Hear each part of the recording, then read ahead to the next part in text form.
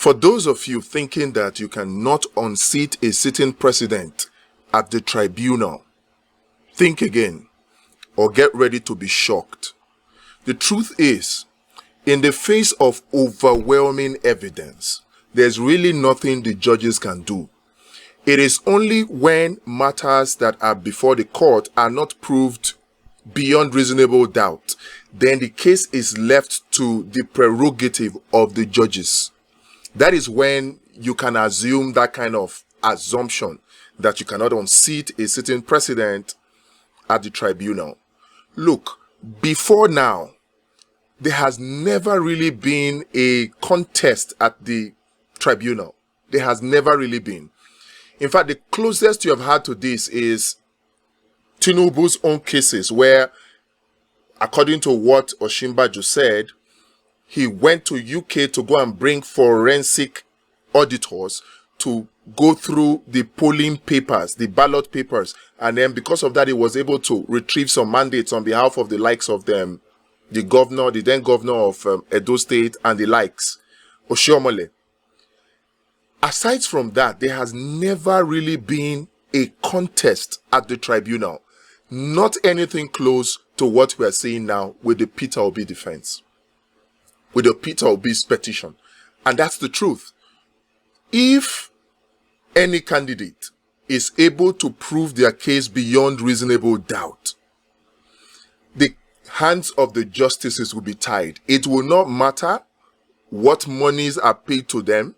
They cannot give a wrong judgment. The matter on ground right now, the matter at the Presidential Election Petitions Court or the Tribunal, whichever you choose to call it, is such that Peter Obi has several prayers. And from the activities, the events that we see, it is becoming more and more difficult, if not impossible, for INEC, for Tinubu, for APC, and even for Shetima to put up reasonable defense. We saw what happened with INEC's defense. First, all their witnesses refused to show up. At the end of the day, one witness managed to show up, a deputy director at INEC, and the defense he put up, you can't really call that a defense. In fact, it was more like corroborating Peter Obi's case. It was more of corroborating Peter Obi's defense. But let's look at it from this way.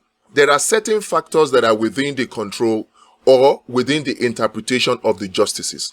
Even though you and I know that these factors well favor Peter Obi, but some of these factors are still within the prerogative of the justices based on the constitutional role of the justices. Such factors as 25% of the FCT. You and I know, and majority of Nigerians know, that 25% of the FCT is a constitutional requirement based on two previous judgments of the Supreme Court on the matter, cases that were presented by Buhari.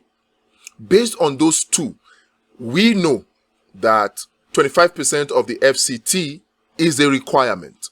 But then again, the Supreme Court is the highest court in the land, and the Supreme Court is vested with the responsibility of interpreting the law. And if the Supreme Court has interpreted that to be a condition before, it is still well within the prerogative of the Supreme Court to interpret it however they want to. So that 25% case is one of the grounds that, in my opinion, falls on the prerogative of the judges, regardless of what you and I think. The second ground, which is the disqualification of Tinubu, a previous antecedent that we have seen is that the Supreme Court has ruled that, in the case of PDP, that PDP or Atiku is not a member of the APC, so he cannot meddle in its affairs, thereby ruling that PDP did not have local standi, and then threw out the case. So based on that antecedent, we can also just look at it. It's not final, but 50-50%, we can say that it is within the prerogative of the justices or the judges to say or determine that case otherwise. And it goes on for several other conditions. But you see the condition that cannot be that is not dependent on the prerogative of the justices. You see those Form EC8As. It does not depend on the prerogative of the judges. The judges, upon seeing the Forms EC8As, by the time all the Form EC8As are collated from what we have seen in Lagos and all the extra votes for APC removed, in Plateau and all the extra votes for APC removed, in Rivers and all the extra votes for APC removed, just those 3 states alone, the Form EC8A figures already shoots Peter Obi ahead. So once the Form EC8A are tabulated, there is nothing the judges or the presiding justices can do. You cannot dispute the evidence of the Form EC8As. And that is why you see the likes of even them Festus Okoye coming out to say that, oh, the political parties had their accredited agents according to the Electoral Act 2022. It empowers the political party to have the originals of the polling unit result, which is the Form EC8A. And mind you, the Form EC8A in the hand of the polling or a political party agent is an original copy. And aside from that original copy, which is made original by the Electoral Act, there is also the original copy of the police. So those are 2 original copies that each political party is at liberty to fall back on. So when you fall back on all of these, and then you now add on top of that the fact that you had overvotings, particularly in many of the northern states where it is reported that even the beavers were not even used. By the time you add that, you now come to the conclusion very easily that Peter Obi is in the lead. And when you have this kind of indisputable evidence, there is nothing the justices can do. And that is the truth of the matter.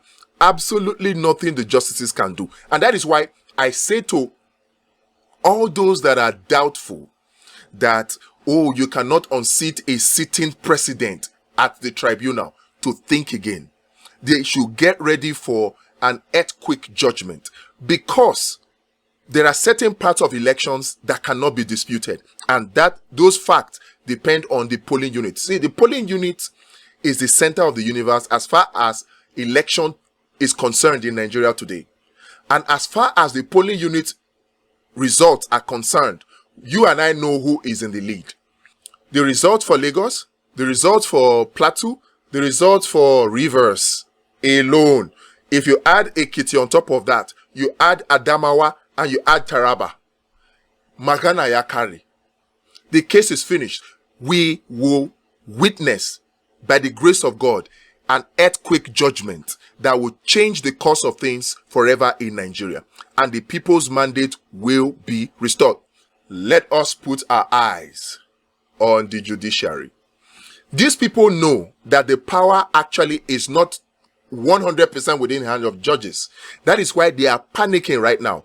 If you add on top of that the report of the European Union election monitoring group that was just presented, if you add on top of that, it makes the case easier for the judges to determine, because the evidence is overwhelming. The evidence is overwhelming. So I am of good cheer that this mandate will be reclaimed. I am.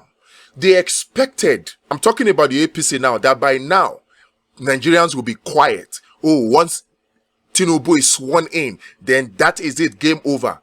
Hello, newsflash. We're just getting started. As you can see, after the inauguration of Tinubu, more and more evidence have been coming out. More and more evidence have been coming out. And the way they are coming out, there's nothing the power of incumbency can do for Tinubu. When the judgment comes, he will not have a choice but to leave office and hand over that office to the rightful person, so that Nigerians can be safe. We are suffering already under this kind of leadership.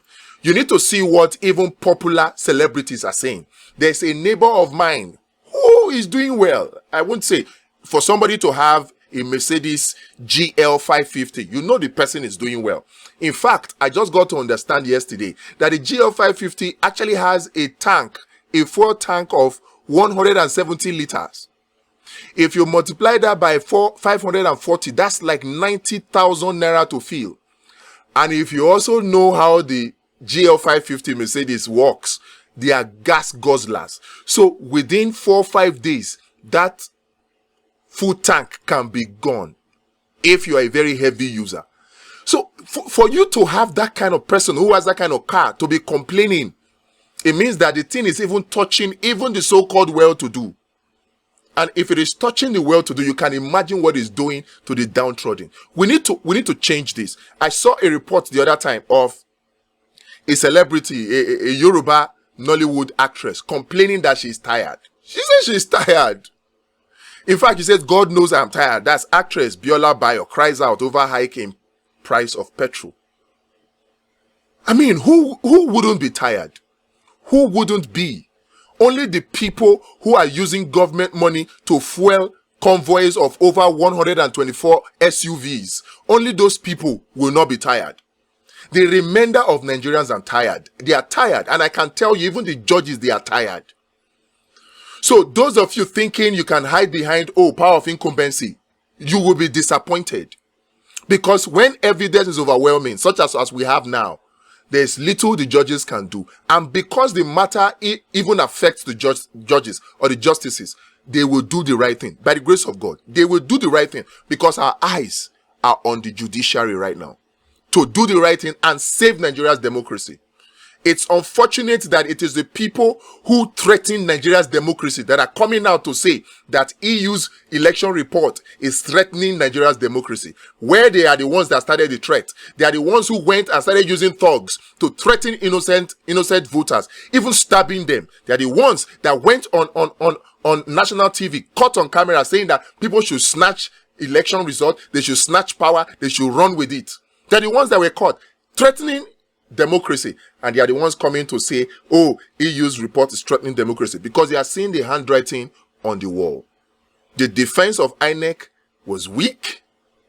I am suspecting that when the APC's defense starts tomorrow, it will even be weaker, but because there's nothing to defend.